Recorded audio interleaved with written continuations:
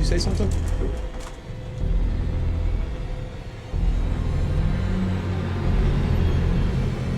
It's beginning.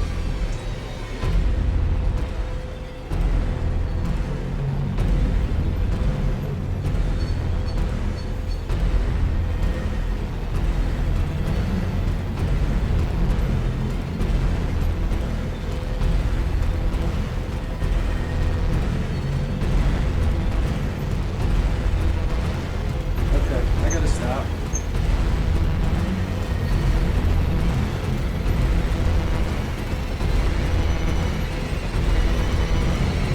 You need to get out of harm's way.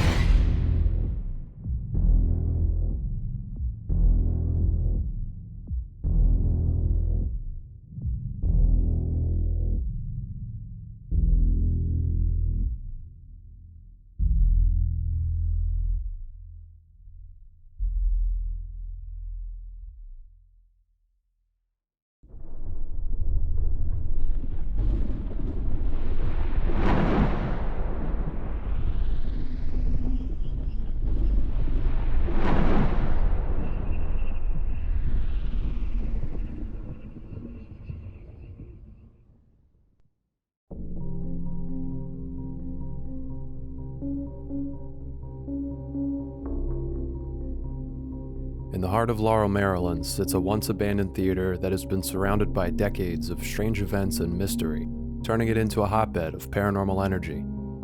Laurel Twin Cinema was first established on July 28, 1966. It consisted of 2 large screening rooms and was a fairly popular place to catch cheap reruns of movies that had circulated in and out of major theater screenings. The theater's business thrived until the late 90s when newer, robust theaters began emerging in the area, causing sales to dwindle until Laurel Twin Cinema would ultimately close its doors in 1993. It reopened for a brief period of time in the early 2000s to exclusively feature Bollywood films, but would close its doors for the second and final time in 2009.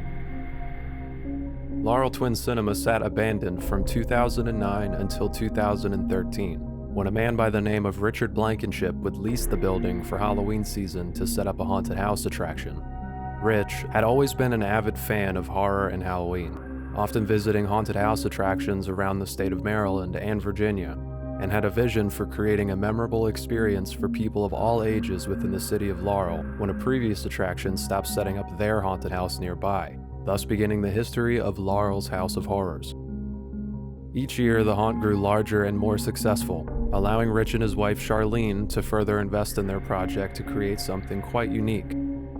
During an interview with Lost Laurel's Richard Friend, Rich would go on to describe strange events that had occurred during construction, such as hearing the voices of people inside when he was the only one present, loud footsteps and movements on the floors above him, and even hearing a woman scream inside the building. Despite this, he continued with his work setting up the attraction. If anything, knowing that the theater was haunted made the attraction itself an even better experience.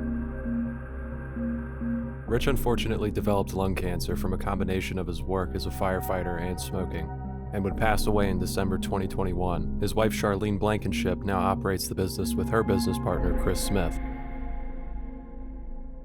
Many events have occurred on the land surrounding the old theater which could be attributing to its activity. Laurel Sanitarium, for example, was established directly behind it on 4th Street in 1901.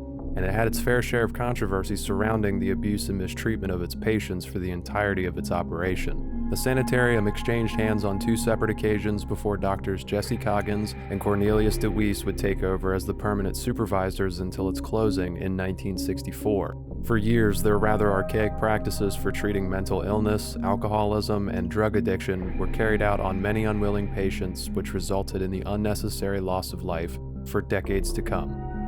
Lawsuits were stacked against Laurel Sanitarium, and newspapers in the area were constantly reporting cases of unexplained deaths, patient deaths, and even cases of patients being kidnapped and held against their will under the silent orders from loved ones, spouses, and law enforcement. Dr. Coggins' first wife, Mabel, herself in the sanitarium in 1931. Some claims state she suffered from depression and anxiety, while others claim it was due to the abusive nature of her husband, Dr. Coggins. There are also claims that she was forced into the sanitarium against her will by her own husband after a nervous breakdown. There was even a reported murder on the grounds, but the documentation on that case is pretty hard to find. I can imagine that would severely damage the reputation of the already infamous sanitarium and its head doctors. So it could have been scrubbed from public record. Oakcrest Inn used to sit just a few blocks down the road, and it developed a notorious reputation over the years. In 1955, the owners, two brothers by the name of Sam and Roy Elam, were sitting alone in the bar having drinks when an argument between the two broke out. According to a testimony gathered from Roy, Sam allegedly went to the back of the bar to grab a gun and threaten to kill his brother Roy, and Roy would respond by shooting his brother Sam in the head, killing him instantly. On top of all of this, there are also extensive reports of a serial killer by the name of Samuel Little that had claimed the life of a 20-year-old girl in Laurel, Maryland, roughly 4 miles away from the theater in a nearby patch of woods, just off of Exit 1. While we were conducting a private investigation with staff, we all heard the name Sam come through on the spirit box inside of the theater. A few moments later, when we moved to a different part of the haunt, I had one of the managers, Mandy, try an Estes method. When we asked for a name, she instantly responded with Samuel. She had never done an Estes method before that night, so to hear the names Sam and Samuel come through 2 different tests in 2 different spots was pretty incredible. No one involved in this case had any knowledge of Samuel Little until Mandy did some research on the name Sam and Laurel, and had mentioned it to me during one of the tour nights. And it wasn't until I started doing research on this case that I came across the story of Sam Elam. Which Sam were we talking to that night? If you have been following my channel for some time now, you may have watched the Forest Haven investigation I conducted with Ethan over the span of 2 years. In the process of filming and researching this case, I was told that another haunted attraction near Forest Haven had only lasted for 1 season before closing down its business. When they closed down, they somehow managed to get access to Forest Haven to store most of their props there. Well, the owners of House of Horrors purchased those props from the previous haunt and collected them from one of the buildings inside that incredibly active location to make the place even creepier. I was also told that a young girl passed away in the theater while it was either being renovated or constructed due to an accident, but I was unable to find any sources to verify this information. During my first visit to the theater to meet with everyone and get a feel for the place, I kept hearing the voice of a young girl talking and mumbling while exploring the attraction before I even knew that story. So this could be her, or just another resident spirit that happens to fit the description of the story I was told. There is so much going on in the surrounding area, all within reach of the old theater, and I think this plays a major role in the haunting that's happening here. If you combine all of this with the energy of constant fear and anxiety being dumped into the building by thousands of attendees during the attraction's peak season, it's only going to amplify that haunting even more. All of this combined with the paranormal teams that have investigated it over the years, I believe acknowledging the spirits or energies there is only going to bring them out even more. All of these factors mentioned are just some of what I was able to find while researching the area, as well as personal investigations, but there could be more. Regardless of who or what is there, our goal tonight is to try and narrow down a possible theory in order to make sense of what's going on in this theater. Our first stop in the investigation will take us to Artie's butcher shop. Artie Staub was a scare actor that worked in the haunt and loved his job. Towards the end of the House of Horror's 2nd year, he unfortunately suffered a heart attack in the men's restroom and passed away. A few hours had passed before Artie was even found. Previous teams that have investigated this building claim to have caught responses on the spirit box of Artie letting everyone know he is still lingering within. During our first trip here, we managed to come in contact with the spirit claiming to be Artie. Mandy held a K2 meter while we asked questions about the building and Artie in particular, and it would spike to red every single time. We tried to contact him again later that night, with this interaction being just the 2 of us. Ooh.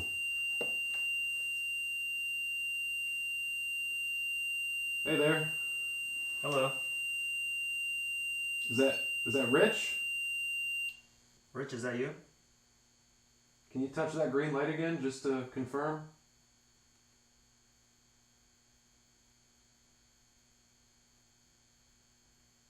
Is it Art?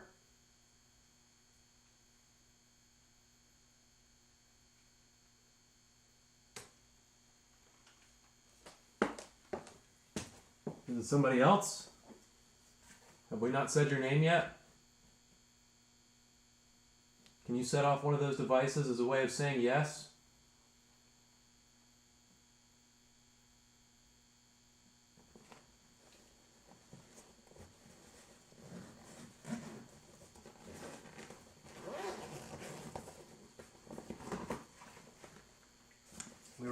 earlier, my name's Ethan, I'm Mike.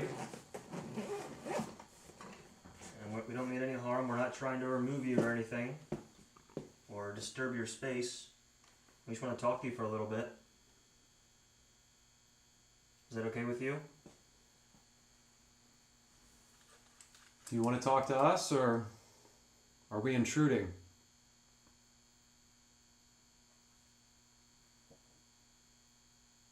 If you do want to talk to us, make one of these devices light up, like you just did.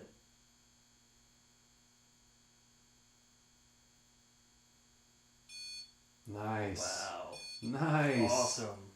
Thank you. Awesome. That's so cool. Are we speaking with Rich? You can light that up for a yes.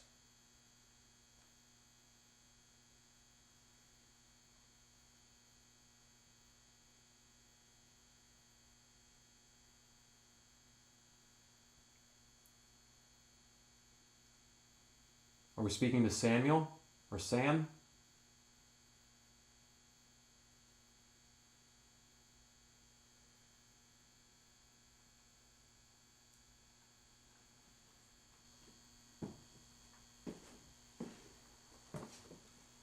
Did you change your mind? You don't want to talk to us anymore?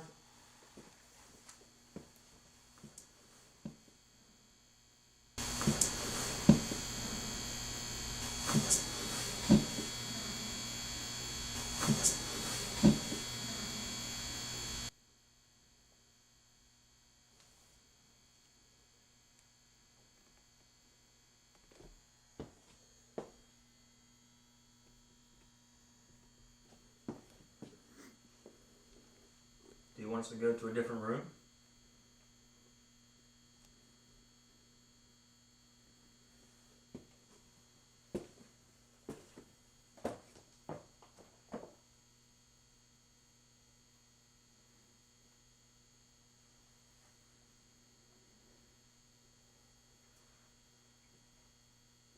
If you're still here, can you light up one of those devices as a way of saying yes to let us know?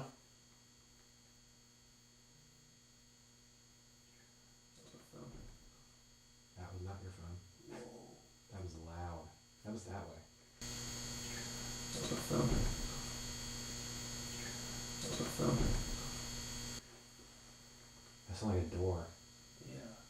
It's like one of the prop doors. Can you do that again?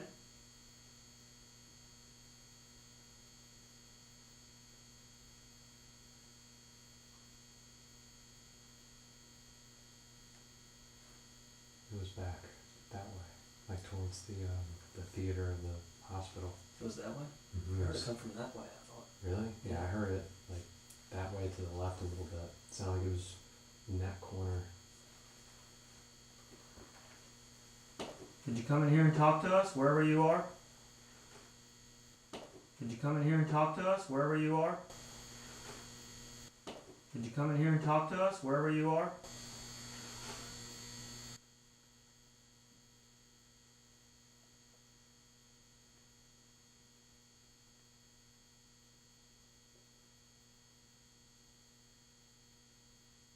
Don't be shy.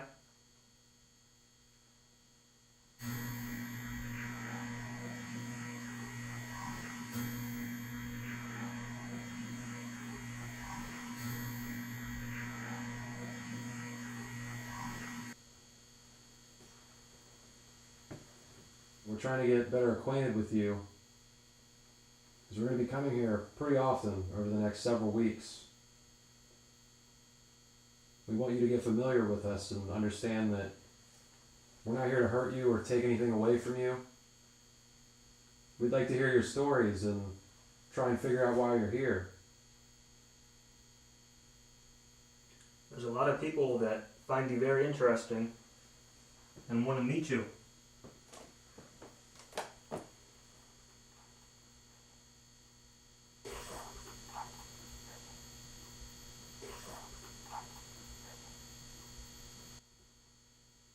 Is that something you'd be open to? Remember, you can light up any one of these devices in front of us, Mr. Spike. Yeah. That's really great to hear.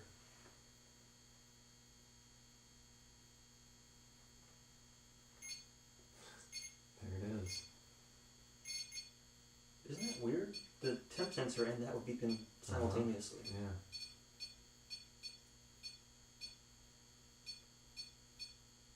That's right. Are you trying to do some kind of Morse code?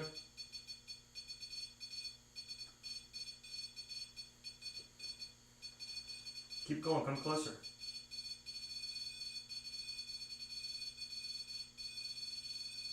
Oh, There there it is. Good Thank job, thank you. How about the purple one? Look, all three of them, dude. Yeah. If you go just a little bit closer beyond that, the purple one lights up as well. It's not very often we see that light up. It usually takes a lot of energy. Look at that.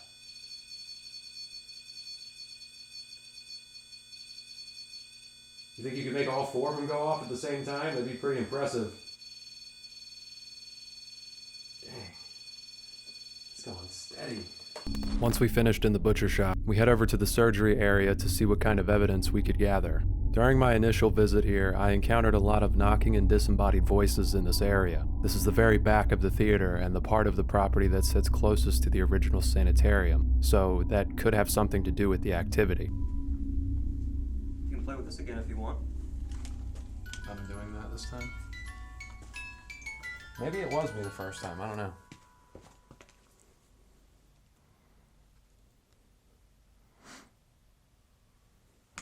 Can you set off any one of the devices that we've laid out for you if you want us to use a spirit box so we can hear your voice? We can have a conversation together. Maybe you saw it earlier when we were using it in the theater, but if not, it's a radio that we can use to hear you. We can have a conversation with each other if you'd like.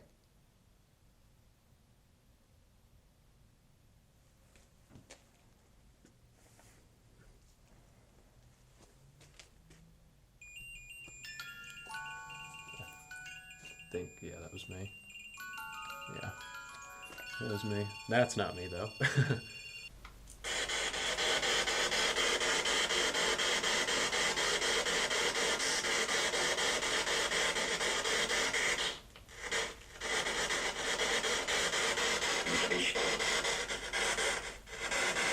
What was that?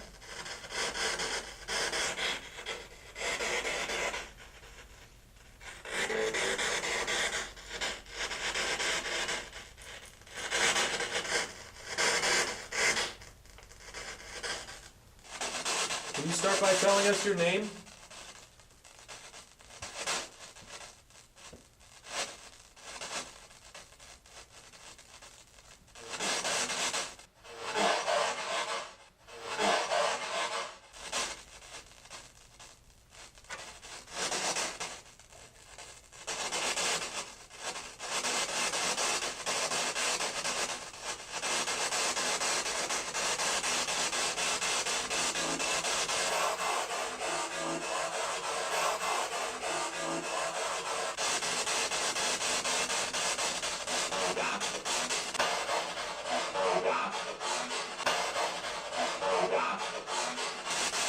Ready to hide? It said that, or it sounded like it said something about the hospital.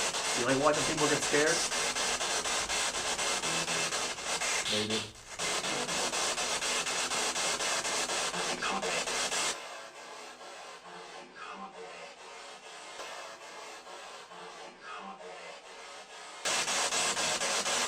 Are you okay with us being over here?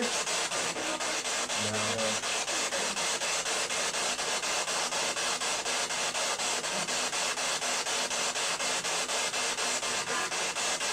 Do you not like people in here?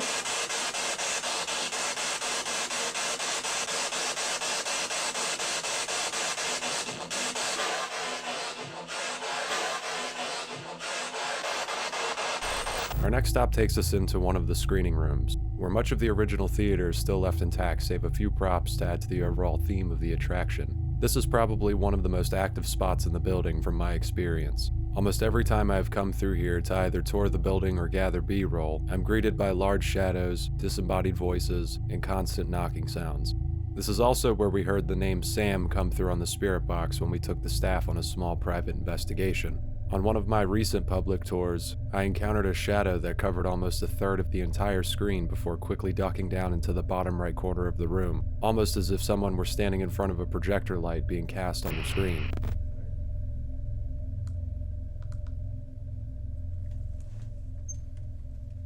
Alright, so apparently there's someone here named Samuel in this theater. Is that true?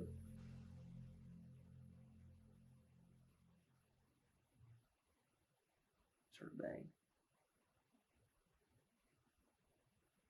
How many spirits are here in this theater at the moment with us?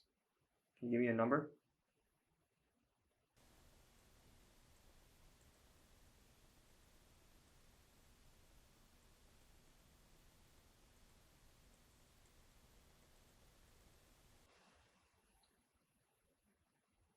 I've heard of an entity in this place that likes to mimic other people.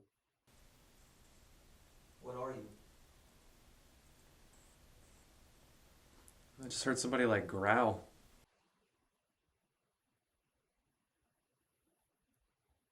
Who just growled? Is that the mimic?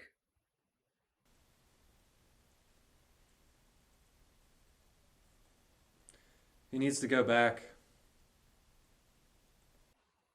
What are you talking about?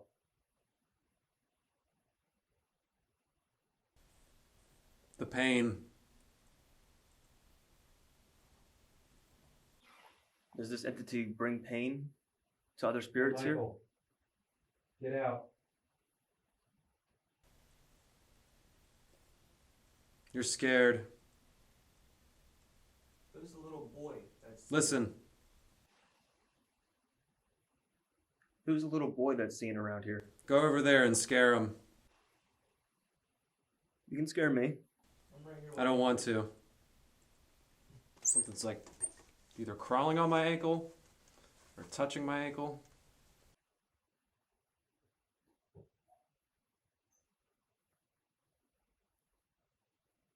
Do you like scaring people?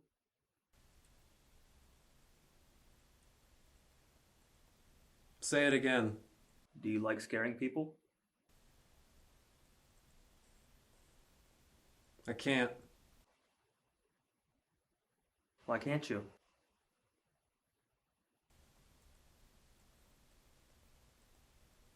I'm gonna switch over to FM real quick. I'm on AM. Yes. Can you hear me? I can hear you.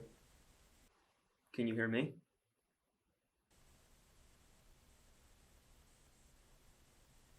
Listen. They can't hear you. They sound like it said get the F out. Behind you. Behind me? Come on in here. Why are you behind me? This could be behind you. Hi. Hello. Is there a child here? 10. 10. 10 children? There's more. How many? Can you hear me? Yeah, I can hear you.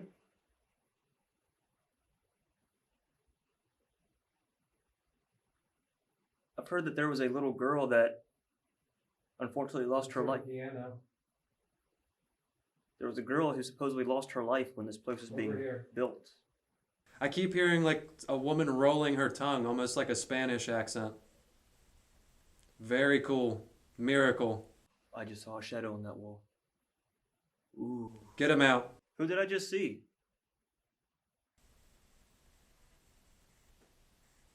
I think he keeps saying my name. Who did I just see? The energy calls for it. Could you show yourself some more?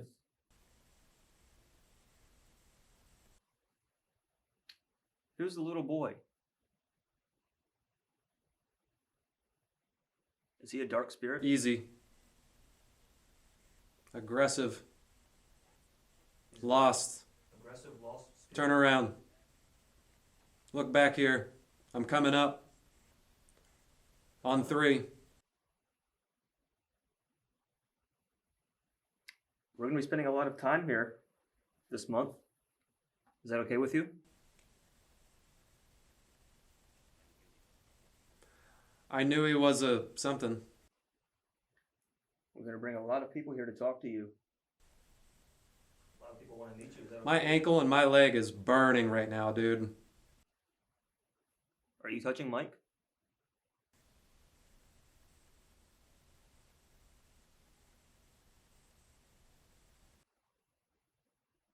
Figure it out.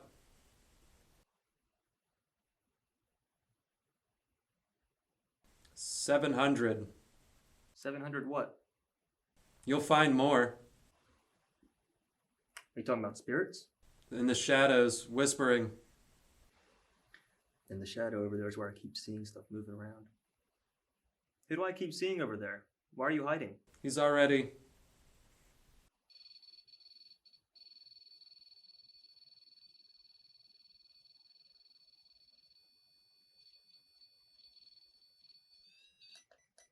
Leave here. No, I don't think I will, just yet. I want to hear some more from you. I have a lot of questions that I would like an answer to. This is stupid. Why are you here? To learn about you and to talk to you. Who are you? My name is Ethan. Dude, my ankle is burning. The skin, holy shit. What's your favorite room in this theater? Which part of the attraction?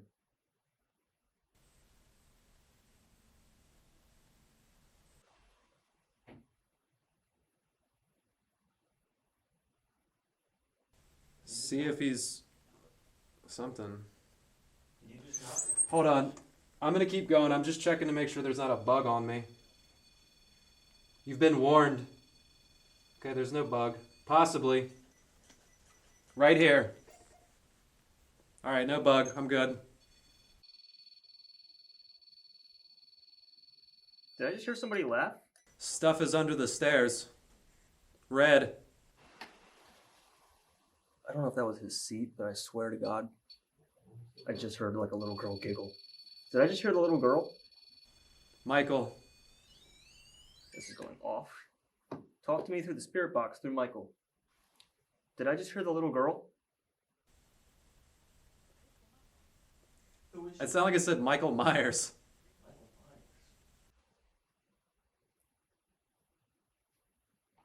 This is a Halloween attraction.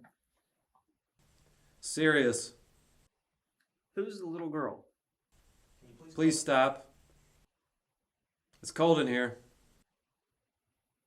A little bit. Are you making it cold? Yeah. Wow, thank you. You're the first in here. Who's the little girl? Can you please tell me? Talking to me? I'm talking to you, yeah. I just saw a shadow again. There's more coming? Or there's more out? Okay. Keep on talking. All right. Who is the little girl? What is her name? I killed Michael, or I'll kill Michael. Who just said that? Is that the aggressive spirit that you mentioned? Not welcomed. Awesome. I gotta stop.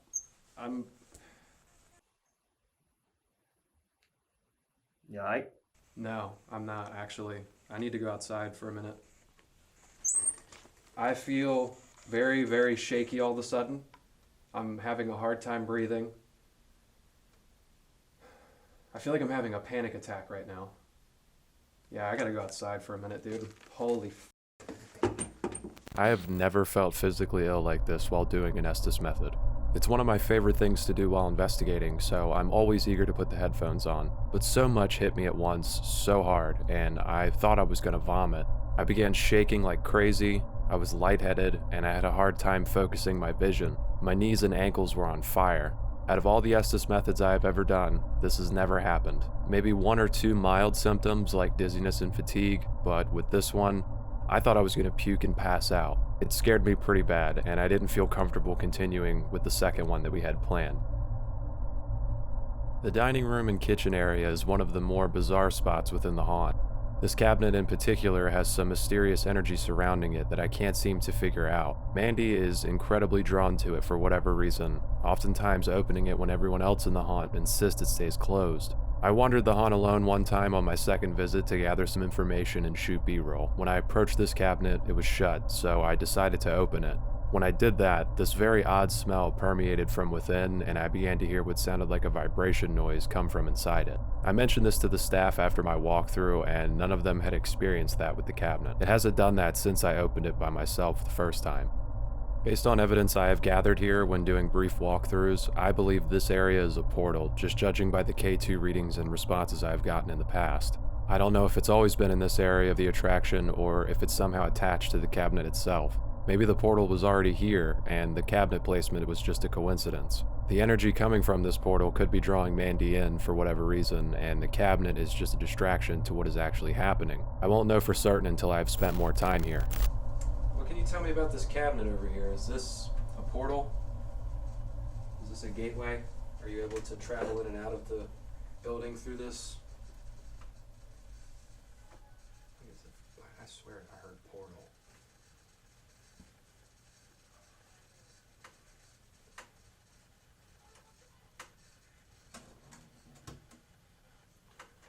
Thousand days. Is that how long you've been here? You. What about me?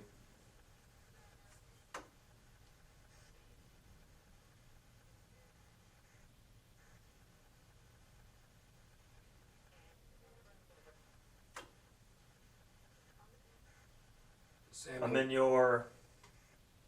Samuel, do you reside in this room? Your whole family.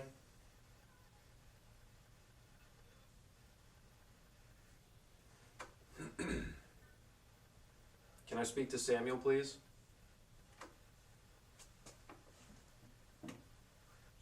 Myers.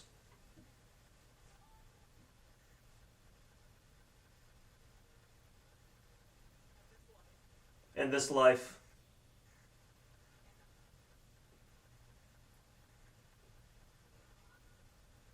Who's the little girl with the long hair that I saw in the graveyard when I first visited here? Is she here? I'm somewhere north.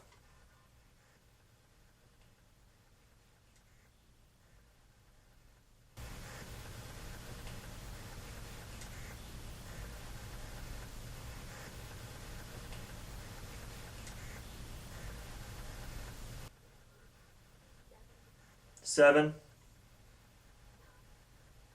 Is that how old you are? No. 7. Something just... Your time is short. Are there 7 spirits currently in the room with me?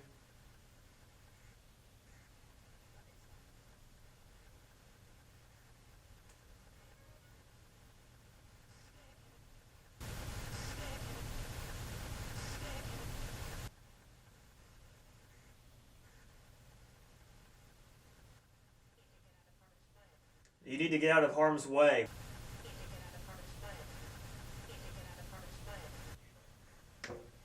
Oh, something knocked again. Are you knocking?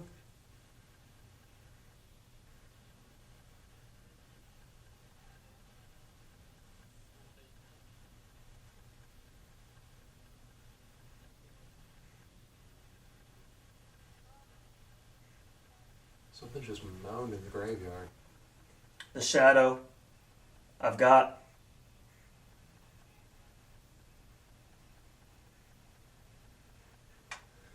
Is there something here that isn't human? No.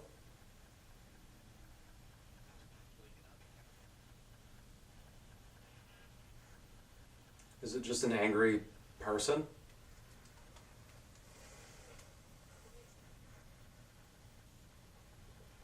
Why was I feeling the way that I was feeling in the theater? What caused that? I'm going to slow this down a little bit. Okay.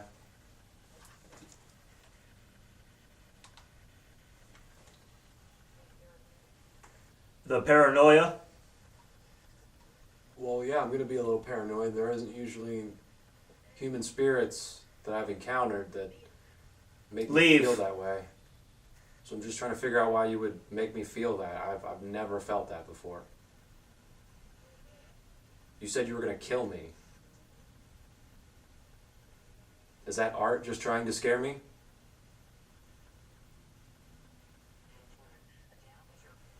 Intruder or something.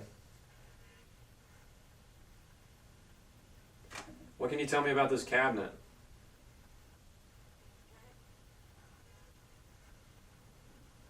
Why is Mandy so drawn to it? Bottoms up.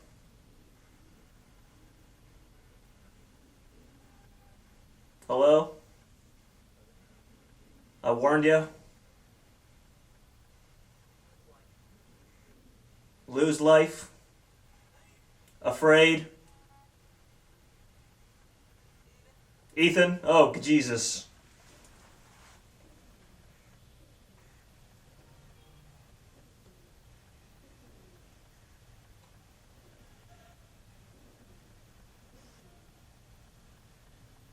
Ethan. Ethan. Why? Hey. Dude. Pause that for a second.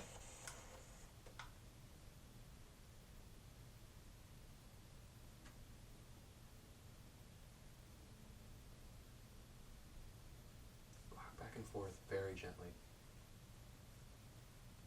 Holy fuck, that was not you. I heard the fucking craziest noise, dude. It was like, it almost sounded like somebody was trying to regurgitate or vomit just now.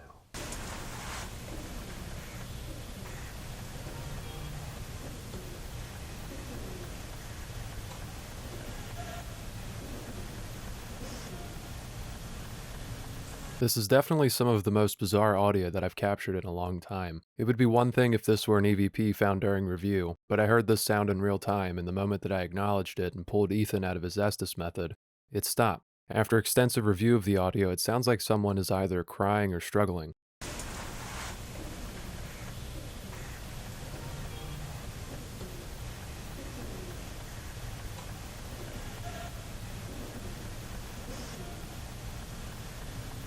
Perhaps it's a residual haunting from something that happened nearby, or even in the theater itself. What do you think it could be? Between that sound and the crystal clear response of, "You need to get out of harm's way," I was ready to wrap things up for the night and head home. Laurel's House of Horrors is one of the most bizarre cases of a haunting that I have investigated so far. While it's not uncommon for a haunted place to have multiple reasons for its activity, I have never visited a place that has so many variables to its haunting. A sanitarium built less than a block away directly behind it, with terrible history of abuse and loss of life. A serial killer who claimed a victim 4 miles away and potentially, for whatever reason, chooses to linger in this building. A man claiming his own brother's life in an act of alleged self-defense, merely 4 blocks away. A little girl passing away inside the theater during renovations. The cabinet, or the area of the haunt in which the cabinet sits, may be a portal. Countless public tours of the ovulus saying beneath, ground, bones, buried, and other hints of the theater being built over old graves. To top off that massive list, Laurel was first established as a slaveholding depot, so I can only imagine what happened to people back then. What if people passed away in this very spot where the theater was built 150 plus years ago? Hopefully we can narrow down some possible theories with this new information when we make our inevitable return to the House of Horrors.